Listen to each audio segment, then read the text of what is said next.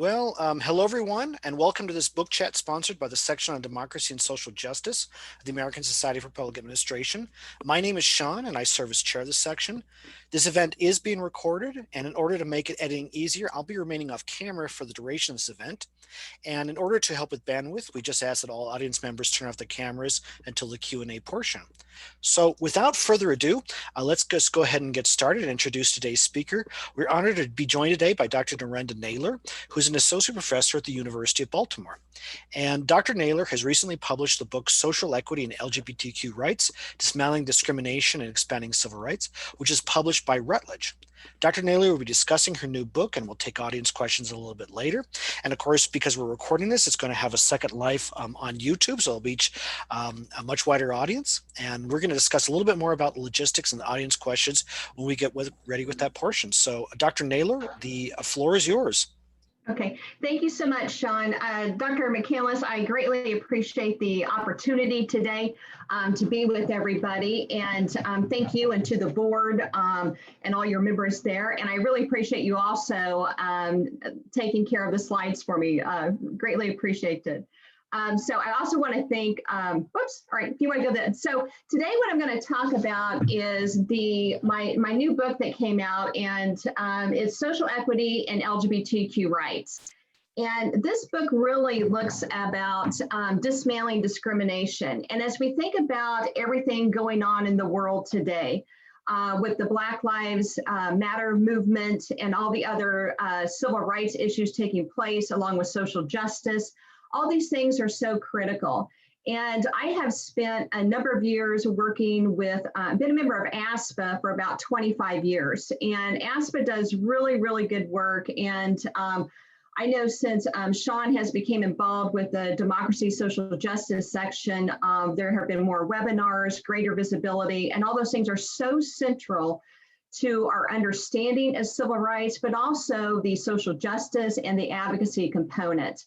And what my book does, it is one part of a myriad of research taking place right now that looks at how can we ensure everybody's civil rights are being granted, and how can we ensure equal opportunity for everybody. And so what I really look at here is this is based on sexual orientation and gender identity. Next slide, please. So when we look at the global view, the world view, the United Nations has been a founding leader since the 1940s, really setting expectations and standards and fundamental rights around the globe. And they have also been very instrumental in setting human rights for individuals who are LGBTQ people. And this is so critical and so central to the work that I do and a number of people are doing around the world. And since 2013, they have started a campaign called Free and Equal, and that's advocating for the rights of LGBTQ people. And this is so central. And if you would look at, there's been a number of killings, but also this takes place where it's actually sanctioned by countries. And in the next slide, if you look at that, what we see is that there is a wide range of rights that take place, right? So in some countries, there are at least 6 countries where individuals who engage in same-sex behavior can actually be executed. And there are another 5 countries in which it's actually permissible to do those executions. And in about 70 total countries, we're looking at there's some form, some type of criminalization of same-sex behavior. And most of those countries that criminalize this behavior are in the Middle East or they are in Africa. And in comparison, if you look at the West, the democracies, there you will see the greater level of LGBTQ rights. And that takes place in the form of same-sex marriage. It takes place in the form of employment protections to ensure that people are not discriminated against. So again, when you look at a world view or global view, we see a wide range of rights and also criminalization around the globe. Next slide, please. So in the United States, and that's what my book focuses on, is here in this democracy, we have fundamental rights, right? We see this in voting and we see this in other protections. But what we have always done in terms of civil rights is to ensure that we do not demonize unpopular groups. And we have gone out of our way since the 1960s legislation and civil rights to ensure that we protect certain groups, certain categories. This includes race, sex, religion, nationality, disability, and now it also includes LGBTQ status. And again, so our whole purpose here is to ensure civil rights, equal opportunities, and it's really based on fairness and inclusion. And if you look at the field of public administration, the fourth pillar is social equity. And that value is critical to civil rights and is critical to a lot of the research we do in the social equity domain. And basically what we're looking for is, in some ways, does our government reflect back? Does it mirror the population? And one of the things I looked at in terms of sexual orientation and also gender identity is, do we reflect back in our elected officials and also our workforce? And one of the pioneering events that I think has taken place just recently has been the Manifesto on Social Equity. And this was headed up by Brandy Blessett, Norma Riccucci, I believe Susan Goodman, and others. I think Sean was also involved in that. And the advocacy here is that it should be a foundation anchor in the field of public administration. And I think this is critical to how we move forward, how we continue to ensure that Black lives matter, all lives matter, and that we ensure civil rights and equal opportunity in our country. And the other piece that I think has been central has been the ASPA DSJ, as well as the LGBT section within ASPA. And that's increasing our visibility, our awareness, and really providing a network and a place where we can do research in this critical and highly valuable area. Next slide. So NAPA, the National Academy of Public Administration, has defined social equity, and there's been a number, a large number of definitions, and I think they summarize it best. So I've included this one here. And basically, at the end of the day, we're looking for fair, just, and equitable management of all institutions. So our commitment is to fairness, justice, and equity. Next slide. So one of the things that I note in my book is that what we see today, and this is seismic in terms of the shift here, but we have seen a major cultural shift. Today in 2019 and 2020 polls also reflect this, is that the majority of Americans support LGBTQ rights. So if you look back in the 1970s, only about 50% of the people surveyed believed that people were born gay, right? Versus it actually being a choice. And that number has increased dramatically today. I'm sorry, from 13% to 49%. Same with same-sex marriage. Over 63% of people polled support same-sex marriage. 75% support same-sex couples actually adopting children, which this is very critical because there is at least one, if not two, US Supreme Court decisions coming up on this. And that 93%, you're talking almost 100%, 93% support equal job opportunities. And 75%, I think this is the critical point, 75% of people know someone who is LGBTQ. And I think this is valuable for a number of reasons, but if you know somebody, if you have friends who are part of the community, you are more likely to be accepting, and you're also more likely to advocate for these individuals. And it's so important that we do that advocacy work in terms of being allies. Okay, you'll go to the next slide. When we look at federal, state, and local government and representation, and I know this week is a really big deal with inauguration coming up, but I think the 2020 election was very telling. It is the first time in our history that on a major political party ticket that we had an individual who was openly gay. And I think that speaks volumes. And this individual is also going to go on and hold a cabinet position as well in this current administration or upcoming administration. We have at least 9 US members of Congress who are openly a part of the community, 2 openly gay governors, 1 in Colorado and 1 in Oregon, at least 22 openly LGBTQ officials that are serving in state legislatures across the 50 states. And we had our first openly transgender elected, that was Danica Rome in Virginia. And also in 2019, one of our major cities, Chicago, elected its first openly LGBTQ member as well. Next slide.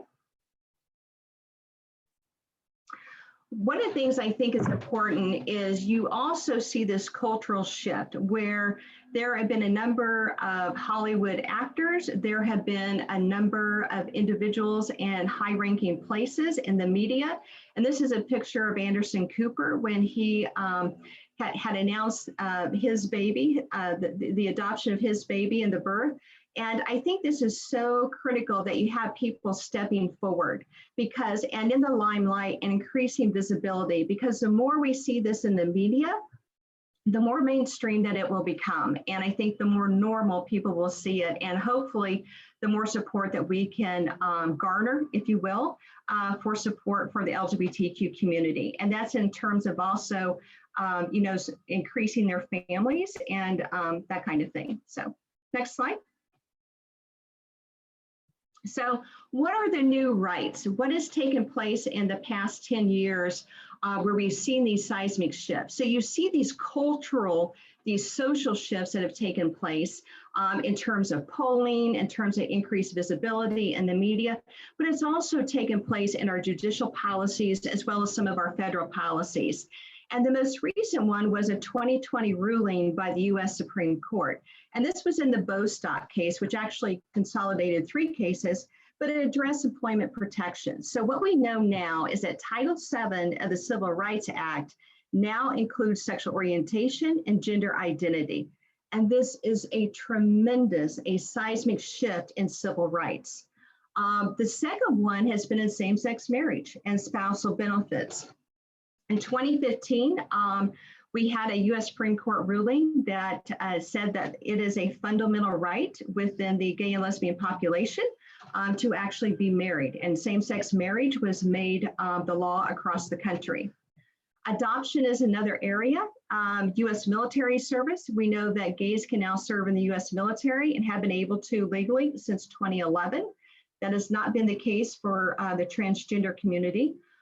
We saw hate crimes protection beginning in 2009 and a sexual right to privacy in 2003. And as we go to the next slide, I'll talk a little bit more in detail about those cases. So in 2020, you had 3 cases that all addressed Title VII, which were consolidated into the Bostock versus Clayton County case. And in this case specifically, they said it is a violation to fire, demote, not promote an individual based on sexual orientation or gender identity. And this is so critical because what would happen because of the 2015 ruling is you would have gay couples who could go out and get married, but if they came to work and they shared that they were married, they could have been fired. So this case is really, really critical, ensuring not only those marriage rights, but that people cannot discriminate based on your sexual orientation or gender identity. There also, what came with this is that there's a possibility because Title VII, that definition has been expanded in the area of civil rights. This impacts over 100 laws, federal laws, from housing, credit, healthcare, the Affordable Care Act. So it is very possible that those protections will also include those other areas, the substantive policy areas of housing, credit, and healthcare. And again, this is a historic ruling because it has expanded civil rights to include LGBTQ people. Next slide. So the next case is the Obergefell versus Hodges. And in this case, US Supreme Court, it was a close ruling, 5-4. They had ruled that it is a fundamental right. Same-sex couples have a constitutional right to marriage and is protected under the due process and the equal protection clauses of the 14th Amendment. Any marriage, same-sex marriage in one state must be recognized in all other 49 states. And this also includes spousal benefits and rights.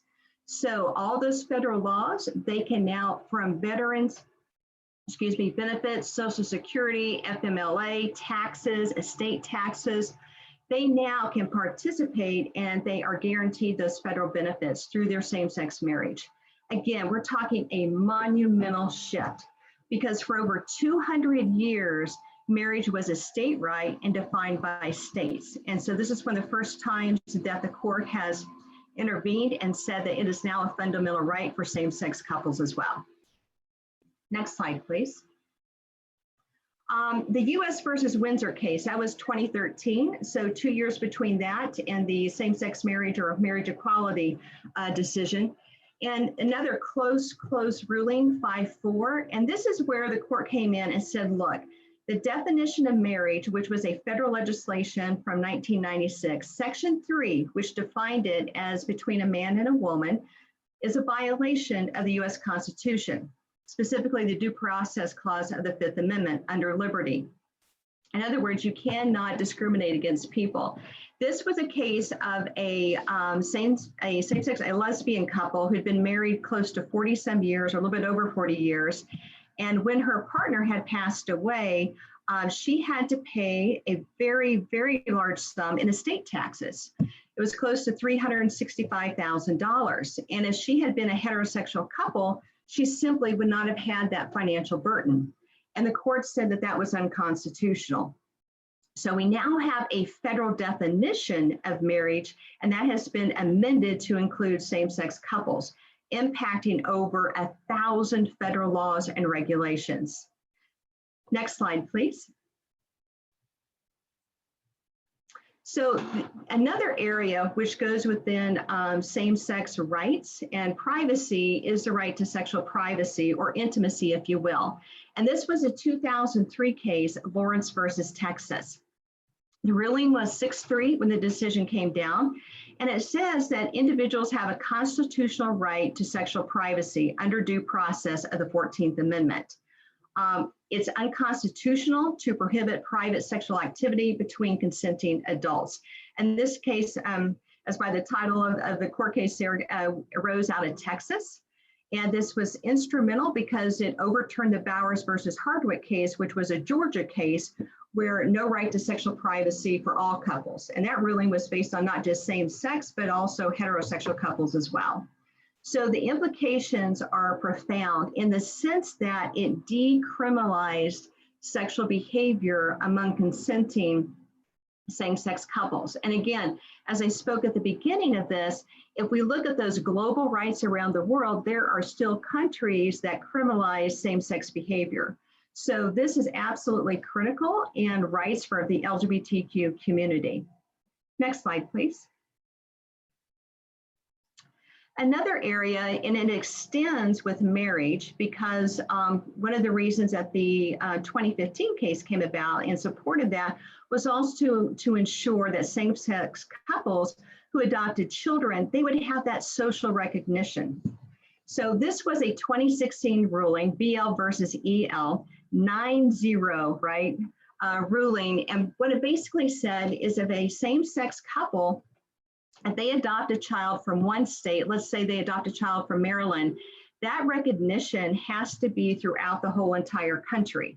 For example, Kansas can't say, well, we're not going to recognize it because we don't think it's morally right to adopt, for same-sex couples to adopt. The court came in and said, look, that has to be recognized across the entire country. And it's based on the full faith and credit clause, which says all judicial proceedings and acts apply, and it applies to adoptions, it applies to marriage, that has to be recognized across the country in all 50 states. So this is instrumental. It's very, very critical for those individuals who are same-sex and adopt children. Next slide. Foster care and adoption rights. So there is a case pending right now, and the question involves, and I'm a former social worker, and I worked in contracting with foster care and adoption. But one of the things that has happened in this specific case is we had a contractor, a government contractor within a religious affiliation. And what they have said is, you know, this goes against our values and our teaching. So we do not want to license or work with same-sex couples who want to adopt children out of the foster care system, the US foster care or child welfare system. And so this case is pending, and it'll be, so keep your eye on that. We'll see what happens. Next slide, please. U.S. military service. And again, since 2011, gays have been able to openly serve in the U.S. military. During the Trump administration, there was a policy prohibiting transgenders from serving, and that is still in place as I speak right now. Next slide, please.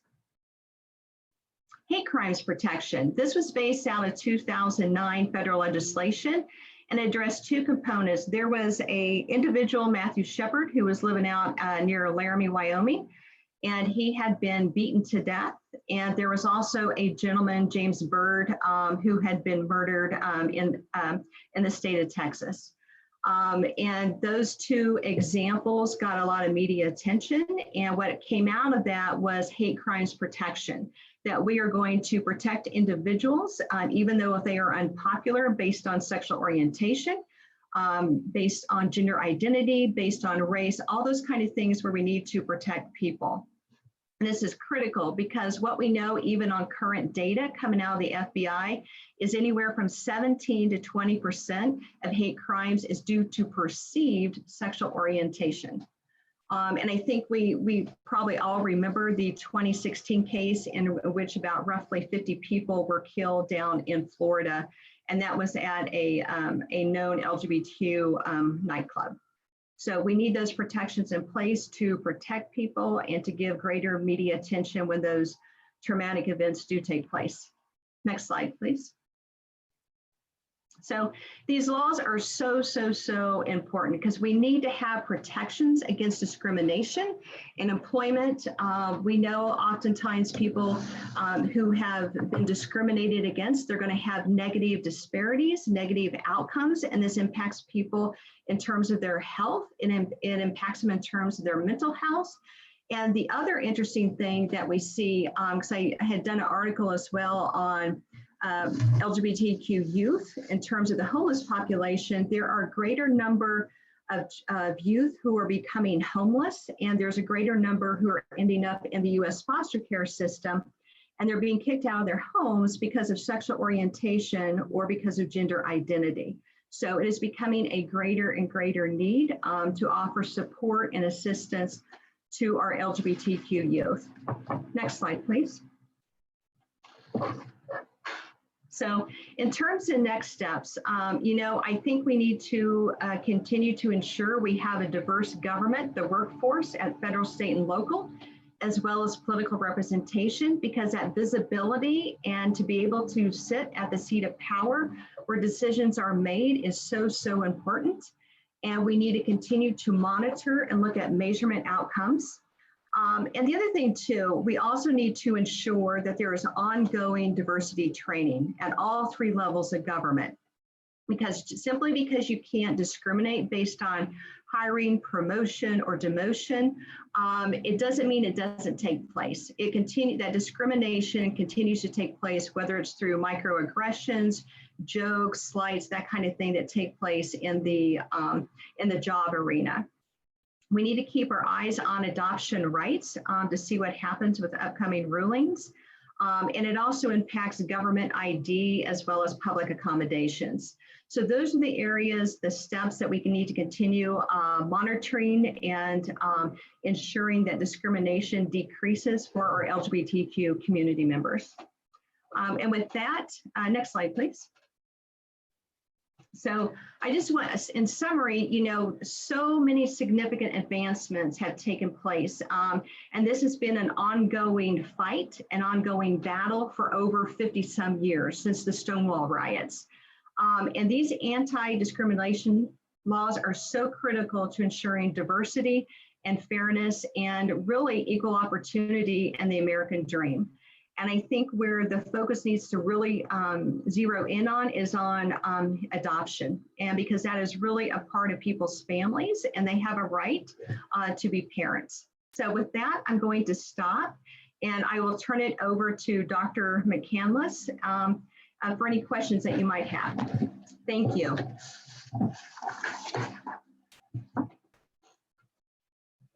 Hey, Dr. Naylor, that was a fantastic presentation. Thank you. So what I would like to do is, I believe I know everyone in the room, but what I'd like to do is, just to make sure everything's very orderly, is if you do have a question, please use that Google form. We just linked you there. If you'd like to ask the question over audio, just indicate so in the Google form. So Dr. Naylor, we do have a few questions from people who were not able to make it. And if it's okay with you, while we're waiting for the audience to see if they have any questions using the Google form, we actually have about 5 questions asked in advance to go through, and then we can see where we are with the audience questions, if that works for you. Yes, thank you. Okay, excellent. So the first question we had from someone in advance was, how do you think the incoming Biden-Harris administration will affect LGBTQ plus rights? Everything that I have read and also watched with President-elect Biden is that they are going to be a lot more inclusive. I think that diversity, that inclusion is going to be welcoming. I think you'll see that in appointment of cabinet members in also senior positions. And I think it's very possible that there may be a shift regarding transgenders in the military as well. But I think the overall theme, I think the overall direction will be one that is very welcoming to the LGBTQ community. Absolutely. Okay, excellent. We're just going to take everyone off mute here in just a second. We have a couple other questions. Another question we had in advance is this one. What remains to be achieved from an LGBTQ plus rights from a global perspective? Well, I think it's very difficult in the sense we already have these large organizations such as the UN, who have stepped forward and they have started campaigns of advocacy trying to ensure there are greater protections. Because it ranges widely and is cultural, it will continue to be sensitive. If anything, I think we just need stronger UN support, but also other organizations that can go in and influence and impact, and also provide some type of protections. If individuals need to leave a country to protect their life, that the UN and other organizations can intervene and help and provide assistance to folks, because I think that is so, so critical. We got a question from Dr. Seth Meyer. My name's Seth Meyer. I am the co-director of the LGBTQIA Common Interest Group through our NOVA. And I was wondering if you could just actually talk a little bit about the book and what it entails and the structure of it, how you see it used, and also a little bit if you could talk about the role of nonprofits and how that interplays in the book. Okay. Yeah, excellent questions. Thank you. Well, in the book, I go through there and I look at all the different policy areas in terms of legal rights, and those are largely shaped by U.S. Supreme Court rulings. So I start out talking about social equity and public administration in general. And of course, I cite Sean McCandless and Mary Guy's book and all the other great work being done out there in public administration. Then I move into marriage equality, talk about foster care and adoption, how it impacts same-sex couples if they decide to have families. Go into employment protections. I also look at U.S. military service and public accommodations. So really, each of those sections or chapters, if you will, I kick off with a Supreme Court case, and then I provide the history. For example, in one of the chapters looking at marriage equality, I really start out and I look at the history of marriage in the U.S. and how it has changed over time from anti-polygamy laws clear up to today, where same-sex couples are actually have the granted the fundamental right of marriage along with heterosexual couples. So a lot of it includes the judicial rulings. It includes the implications, what that means today. For example, federal benefits, as spouses are also able to participate in federal benefits, as well as state benefits as well. But you know, when you look at the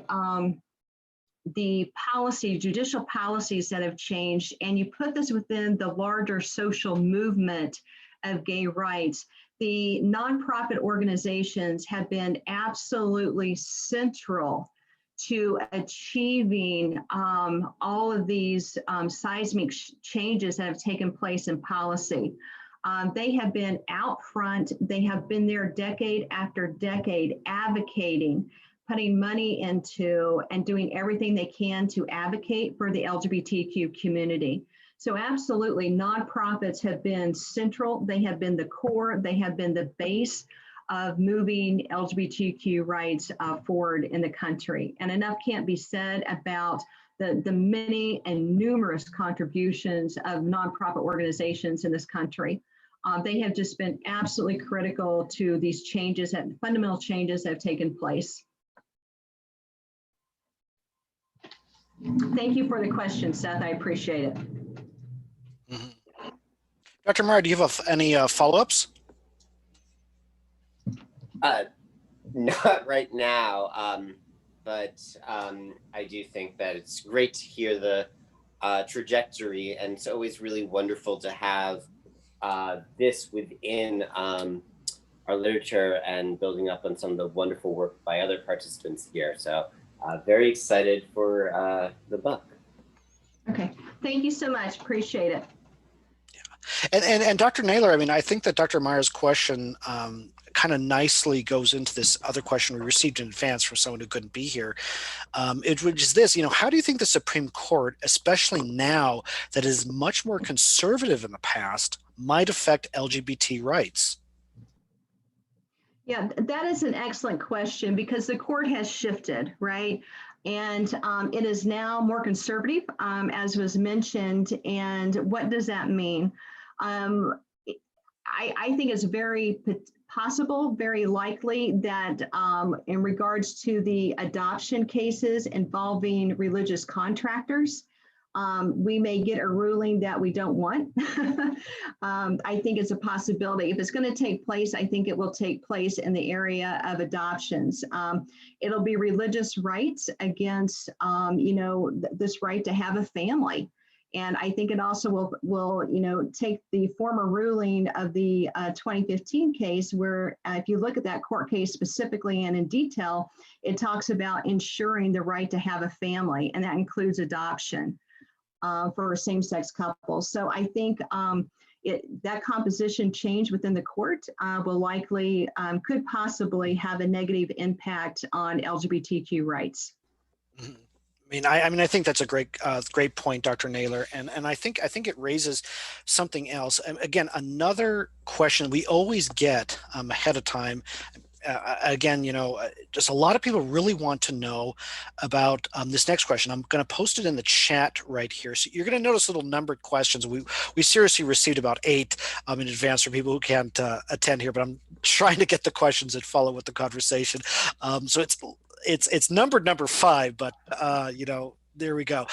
Dr. Naylor, someone was very, very curious about your perspectives on this. What needs to be done in public administration, public policy, and public affairs education programs to better teach LGBT issues in public administration? Yeah. Thank you. I think that's an excellent question. And, the biggest thing I think we should do is in the MPA curriculum or public policy curriculum, through NASPA and other organizations, is to ensure that we actually offer diversity classes. I think a class on diversity, whether you call it diversity or you call it equity and inclusion, but the key part there is to ensure that we have these conversations, that individuals who come out of our MPA programs, that it is a required core competency that they actually take a class on some form of diversity and inclusion. I think it's just critical so we can go in there and we can talk about things such as, and it's just not LGBTQ, but it also targets other areas. Are we having conversations about the Black Lives Movement, Black Lives Matter? Are we having conversations to address white privilege? Are we having conversations where we can talk about openly about racism, structural racism, and what we can do with our MPA graduates who are the next generation, right? They're starting their careers in federal, state, and local government service. And how can they be better prepared to address these issues? Because this theme will continue. I think our focus in the country is going to continue to be on diversity. It's going to continue to be on race, and really about being inclusive and ensuring that all Americans have access, equal access to the American dream. because what we know is oftentimes in life, people start out with 2 strikes against them. And we need to ensure that we do everything structurally within our institutions of higher education, as well within federal, state, and local government, that we have a conversation and we prepare people to ensure that they are not unconsciously discriminating against somebody, whether that be in the hiring process, the promotion process, et cetera. But I think we have got to, if I had my preference and if I got to dictate what core competencies would be within the MPA program, I would put diversity at the top. I think it is so critical to where we go as a country, and we must prepare our future MPA graduates so that they are prepared to address these issues head on, and that they can be strong advocates to ensure that all Americans get to be and have a part of the American dream. It's just absolutely critical, I think, to who we are as a democracy and what we stand for as a country. You know, Dr. Naylor, I'm sure that everyone in this audience is nodding their heads, and this is being recorded, and we are going to be posting this on YouTube and tagging a bunch of different organizations. Yes, let's absolutely make that happen. So we do have another question from one of our audience members. This audience member has asked me to ask it on their behalf, from Jennifer Haremski. Hope I'm pronouncing it correctly. I'm going to post the question in the chat right here. So Jennifer Haremski asks, as a current MPA student, we're introduced to various related websites where inclusive language is not the norm. Do you include anything about being aware of inclusive language when it comes to writing memos, policies, and so forth? You know, I do not use memos in my graduate courses or my undergrad. But I think that is a excellent idea in terms of writing skills and how we can be more inclusive, right? And I will make a note of that, because as I go through and I look at my syllabi and we revise, right, every semester, is how to ensure when we also give instructions to students is to be more inclusive. And what language do we give? I think oftentimes we always assume in our case studies and stuff, it's a he who is in charge. But we need to make sure that we are a lot more inclusive. So thank you. I appreciate that. And I will do what I can on my end to ensure that I incorporate that in final papers and writing assignments. That's point well taken. And thank you for making it. No, and I appreciate that too, because, you know, it's such a fabulous question, and again, because we know everyone here in this webinar, everyone should be able to unmute. You can just ask your questions as you want, but Dr. Naylor, if I could exercise some moderator privilege here, I do have a question. I really want to get your perspective on. You know, Dr. Elias and I. Dr. Elias, yes. She's here. So Dr. Elias, thank you. And again, this is my question. You know, we have a special issue coming out in Public Integrity about the role of basically pop culture in informing public administration and social equity and so forth. And I, in particular, just really wanted to ask you this question, because I'm just thinking, I put it in the chat right there. I'm thinking about a couple different series. I'm thinking about one day at a time in particular. You know, One Day at a Time, the reboot. It featured a self-identified Latina lesbian character, very, very powerful, won a lot of very good GLAAD awards and so forth. And I just have to ask you this. I mean, what role do you think TVs and movies have played in fostering greater LGBT awareness? And what can we do to improve LGBT representation, especially because we know that pop culture and what happens in public administration and vice versa, you know, they can and do affect one another? Absolutely. Excellent question. You know, I think that the media has been absolutely instrumental in shaping and influencing support for the LGBTQ community. Absolutely. The show you gave is a good example. There's also a number on Netflix, on Amazon Prime, as well as cable television. that have really done a wonderful job of portraying LGBTQ members in a very positive light. And I think that's the other critical component is what do you see on TV in terms of visibility? And that has increased dramatically, but also are LGBTQ members viewed positively and affirmingly and in attractive ways, so we can garner more support.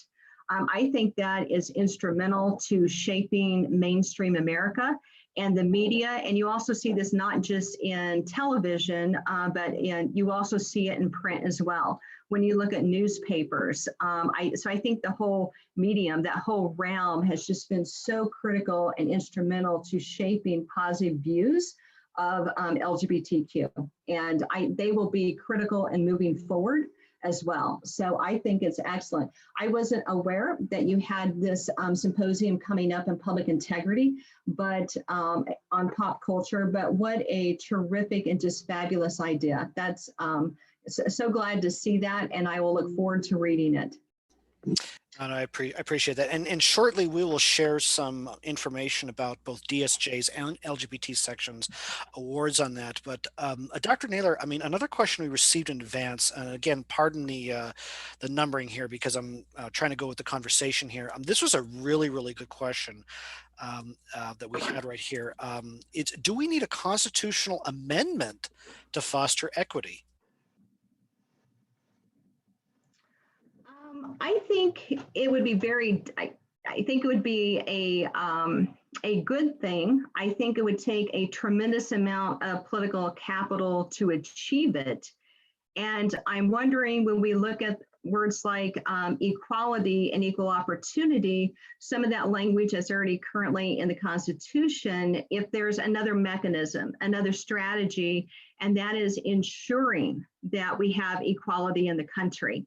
Because as we all know, we can have formal laws that support equality and they support equity, but somehow within those informal practices and procedures, whether they're conscious or unconscious that take place, it is still happening. Discrimination still takes place across all categories. And I think you have to look at, where do you put your focus? Do we get a constitutional amendment, or do we try to ensure that we can make sure that equality, which is already in the Constitution, as well as liberty and some other fundamental rights, that we put those in practice? I think, and regardless of what mechanism we use, I think we're both headed and we want the same outcome and headed in the same direction. But the point is well taken, and somehow we got to move this country forward to ensuring that all Americans are part of the American dream and they have that equal opportunity. But, you know, equity is a big part of that, to ensuring fairness, that everybody gets a leg up in the country, because that is just so, so important.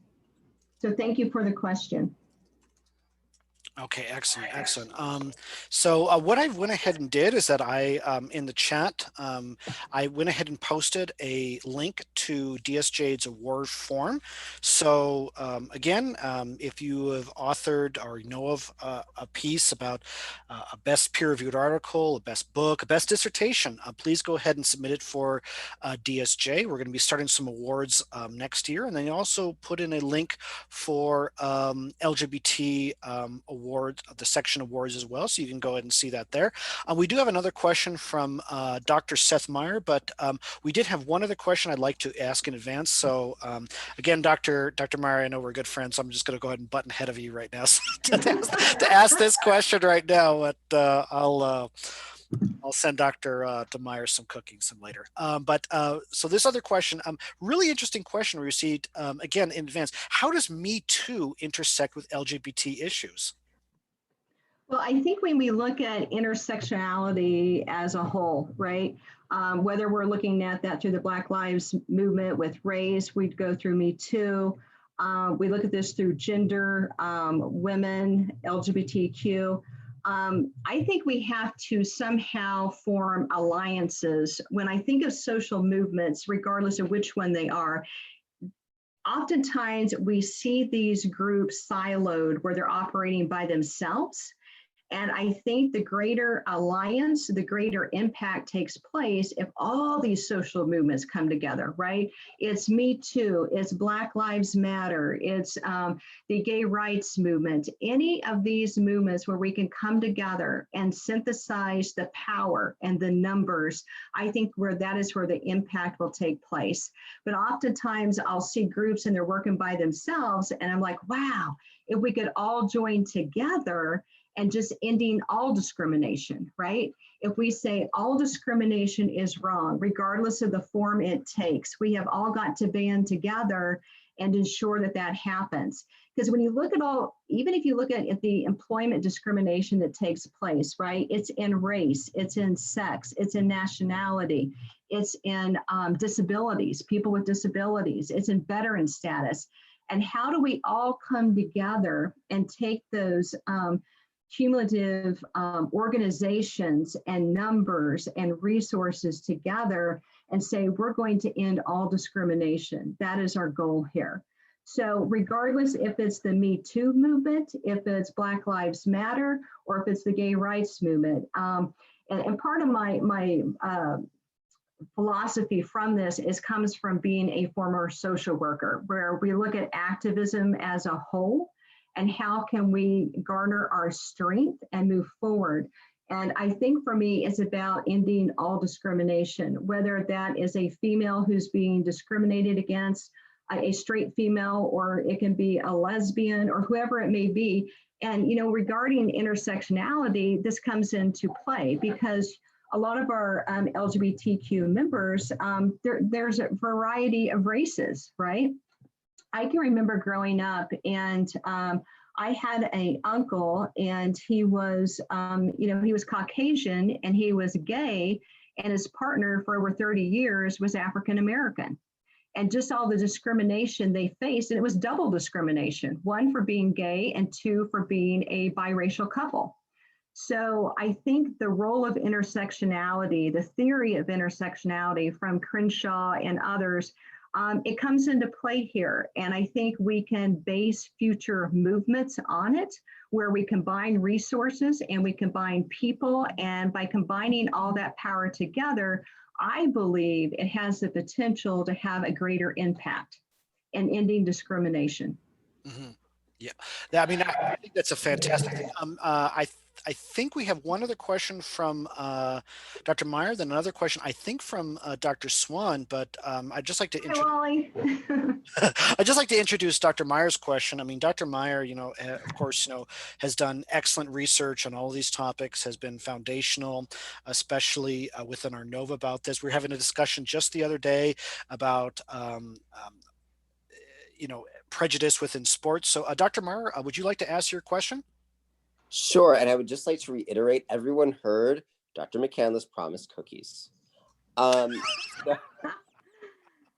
pointing it out. I'm editing it out so Routledge doesn't hold me to it. So as Dr. McCandless mentioned, one of my big areas is LGBTQ issues in sports, and I'm currently writing a chapter about social equality in Brazilian Jiu-Jitsu. And I do a lot of work around social equality in combat sports. And sports is often talked about colloquially as one of kind of the last areas. There's really only one sport, and that is pro wrestling, where there are a lot of openly LGBTQ people. But if you look at football, there are very few. Rugby, soccer, other football, and especially MMA, where there are few openly lesbian people, but no openly gay men. So I'm kind of curious what your thoughts are about the ways that we can create equality in sports and why that ends up being such a big hurdle for us. Yeah, I think the central, if you look at it from a legal standpoint, what has happened with Title IX, right? Because that's really the fundamental federal legislation that guards sports activities. If you're looking, from K through 12 as well as college, that has been the law that dictates that, and interpretation whether or not that's going to include sexual orientation and gender identity, as that was a part of the Gavin Grimm case down in Virginia. But you're talking about professional sports, from what I understand, the pro wrestling, the football. And I'm just wondering, to toss it back to you, Seth, what will be the role of pop culture in terms of the media? Because I think the media can be instrumental in that. And the other thing is when I've seen individuals come out, whether that be in football, baseball, or other sports, what kind of reception do they get if they come out and they openly announce that they are gay, or that they openly announce that they are lesbian or transgender? But I think the media can play a very powerful and very instrumental role in shaping that, because I believe that the higher the levels of acceptance and support, the more likely people will come forward. The other thing that I know is true, or it's been my experience, is that when people have friends and family members a part of the LGBTQ community, we are very, very strong advocates because we want to protect our peeps. And what I have seen that transforms, and this is through religious organizations as well, is some people may start out and they may be very anti-gay, but when they develop friendships with people and they're like, wow, this is a really cool, neat person, their perception and their level of support for people, it goes up. And they are more willing to say, hey, I'm an ally and I support LGBTQ. And I think that same phenomenon can take place within pro sports, like the sports that you had listed. I don't know that much about the culture in Brazil around jitsu, karate, all the martial arts. But I think the media can be instrumental. And I also think developing and encouraging one-on-one friendships. Because my hunch is on a team where you have those group dynamics taking place, is if somebody comes out and they say, I'm gay or I'm transgender, if they have a supporting relationship, I think there's going to be more overwhelming support. And I think the media can play a very powerful role in that. Yeah, that's Dr. Meyer? I completely agree. It's funny, I'm watching The Ultimate Fighter reruns, which is a UFC show. And that is one of the things that's really brought up, is that people who are openly lesbian really make I don't want to say make a big deal about it, but work hard to show how they can be openly lesbian. And so I do believe the media and really showing the diversity of homosexuality is a way to create a welcoming environment. So I completely agree with all of your points. And the other thing I would add, Seth, I think it's really important as allies when we're in the work environment and we hear somebody make an off joke, that we come in and we say, hey, not on my watch.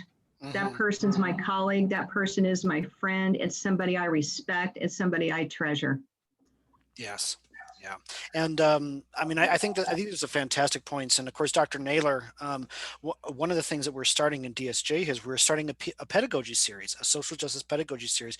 If you are ever interested in hosting a webinar in that series, a workshop about incorporating LGBTQ rights into the curriculum, into the workplace, you just let me know and we'll make it happen.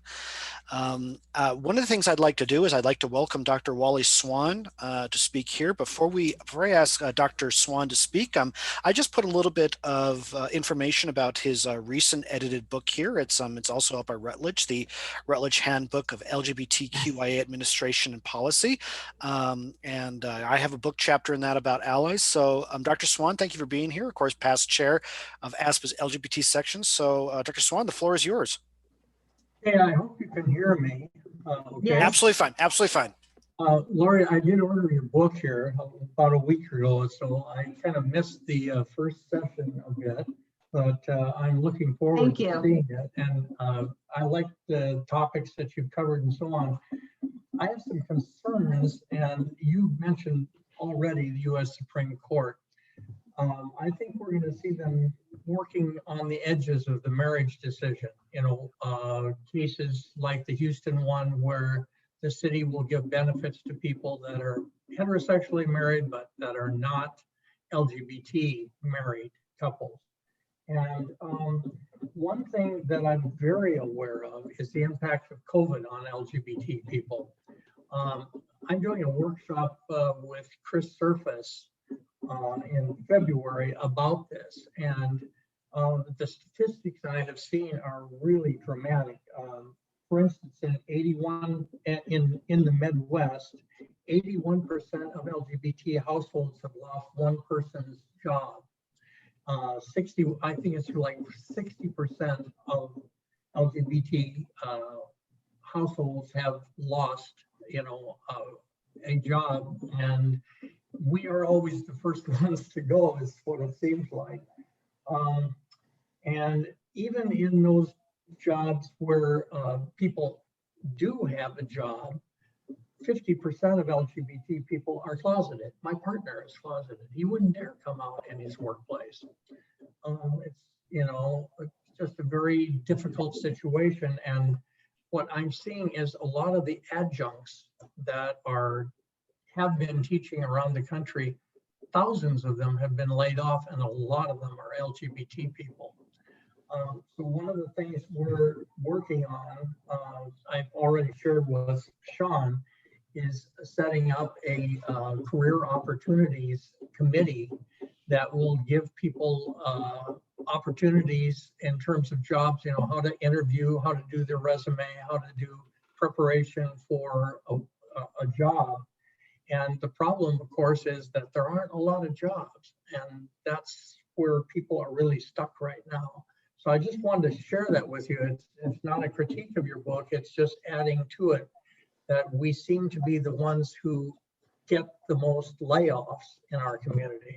There's an HRC study that came out, and well, there's like 4 or 5 of them now, disproportionate upon anybody who's LGBT, that's an adjunct, that's in a wide variety of fields. And so the discrimination, we're getting hired and then we're getting laid off first. Okay. Just commentary. Yeah, Wally, thank you so much. And it's good to see you. Good to see you. I've known Wally for years, and we both served on the ASPA LGBT section. And I also own your books. I think you've got like, what, 4 or 5 books out now. So on this number 6. Oh, excellent, excellent. So you have been a leader in this area, and and you captured this in your book as well, but you were talking about the differences in the Midwest versus, you were saying the number of people impacted by COVID in terms of, you have health issues, morbidity, mortality, and also the employment issues and ongoing discrimination that takes place. And I think those differences, and you talked about this in one of your books as well, is that cultural divide across the country. What you see in the Midwest versus on the East and West Coast, which tend to be more progressive, more liberal, and more accepting of the LGBTQ community. So your point about the impact of COVID is well noted, and also about employment opportunities as well. And I know there's, federal CARES money coming out, but it certainly does not help people. And the fact you were talking about close to 50% of our community members still remain closeted. How difficult that has got to be with all these Supreme Court rulings that have shifted rights. But what does that mean in practice, right? What does that mean on a day-to-day basis, Monday through Friday, 8 to 5, when you can't speak to who you really are and share your identity, and to also share, information about your partner or your spouse, and how incredibly difficult that has to be. We need, I'm a firm believer in diversity training, and I think we have got to continue on in our federal, state, and local governments, and we need more policies. We need more federal legislations. And I think as long as diversity training is an executive order, as we've seen at the federal level, we need that to be as a part of federal legislation. We need to move it out of the whims of presidents and put it in federal legislation, so that we can no longer say during this administration we're having diversity training and then the next one we're not. It needs to be a part of federal legislation. If we really are about the melting pot in this country, it means we accept everybody. And I think that the data that you shared, it's just horrific that 50% of people, LGBT members, have to be closeted because they don't feel safe. They could lose their job. They could be harassed. They could be a victim of violence if they choose to come forward. And so I do know that, I think we call some of this second generation bias, right? Where we now have from 2013, 2015, we have marriage equality, right? It's the law of the land, yet people can still be discriminated against in the workplace, although it's illegal, right? Title VII includes sexual orientation and gender identity. So it's illegal, but there's a part, if you file a EEOC complaint, you're outing yourself, right? So then you have a host of other issues that come through. So your points are very, very well made. And this is a huge issue. And I didn't realize, I do know that adjuncts have been laid off as enrollments have shrunk at universities. And the point that you make about it being LGBTQ members being the first ones to go, like you just said, and just the horrendous impact that has on employment. It's heartbreaking. It's absolutely heartbreaking. And your points are well made, and I take those to heart. I will keep my eyes and ears on the Houston City case that you mentioned, and where gay and lesbian couples are not receiving benefits. I think that's just terrible. It's horrible. And I was just going to mention, one university in particular that I identified, City University of New York, laid off 2,000 adjuncts at one fell swoop. And this is happening all over the country. And the problem is, people can apply for 20 or 30 different adjunct positions and get nothing, because academia has really tightened up on hiring. And the people who have the jobs are the full-time, people that have tenure or tenure track, and everybody else has been pretty much laid off. And that's really true, I think, because I've been looking at the numbers of state and local employees laid off, 1.4 million so far. And the problem is that with all those people laid off, people are afraid to sign up for master's degree programs to get a promotion or whatever. And as a result, the adjuncts who are teaching them are simply out of job. And that's kind of what I think is going on in our field. Okay, yeah, thank you. Thank you for sharing that. I am a person that always remains eternally optimistic. And I think with the, it doesn't help in the short term, but I think in the long term with the rollout of the vaccine and the change in administration, I'm hoping that brighter days are ahead. And Dr. Naylor and Dr. Swan, I think this is a fantastic discussion that you have right here. What I went ahead and shared, I shared a little bit of information, not only about Dr. Swan's edited book, but also the Human Rights Campaign's investigations of COVID's effect on LGBTQ persons, as well as Dr. Swan, a recent LGBT section newsletter. Hopefully that links to it about also your job offer right there. So I hope everyone takes it up on there. And again, what I'd like to mention to both of you, if you're ever interested in facilitating DSJ webinar on any of these topics, especially about the job market or anything else, just let me know. So we have actually not received any other questions right now. So we're actually right on time, but Dr. Naylor, do you have any concluding comments? Yeah.